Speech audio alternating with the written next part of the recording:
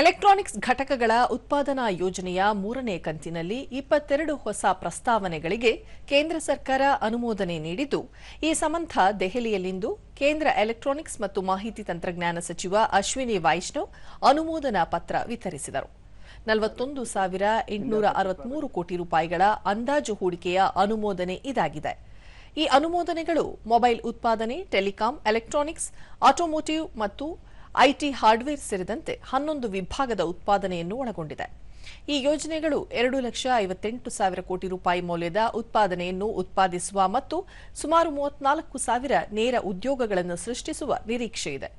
ಇಂದು ಅಂಗೀಕರಿಸಲಾದ ಯೋಜನೆಗಳು ಕರ್ನಾಟಕ ಸೇರಿದಂತೆ ಆಂಧ್ರಪ್ರದೇಶ, ಹರಿಯಾಣ, ಮಧ್ಯಪ್ರದೇಶ, ಮಹಾರಾಷ್ಟ್ರ, ತಮಿಳುನಾಡು, ಉತ್ತರ ಪ್ರದೇಶ ಮತ್ತು ರಾಜಸ್ಥಾನದ 8 ರಾಜ್ಯಗಳಲ್ಲಿ ಹರಡಿವೆ. To set up PCB, this manufacturing plant right from the stamping, bonding and polishing in the Noida, Uttar Pradesh.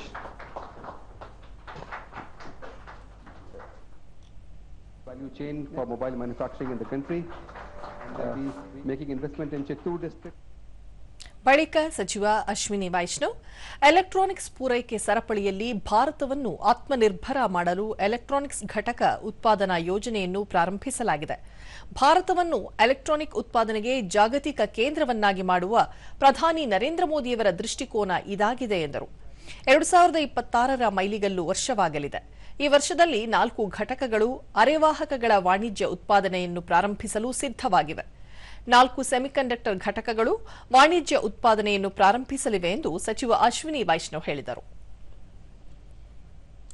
आपने जो रियल एग्जाम्पल दिया, आप गए फाइनेंस मिनिस्टर के पास, तब के यूपीए के फाइनेंस मिनिस्टर के पास, और आपने कहा कि हम हार्डवेयर यहां बनाना चाहते हैं, लेकिन यूपीए के फाइनेंस मिनिस्टर ने आपको बोला था हार्डवेयर भारत में नहीं बन सकता, करेक्ट?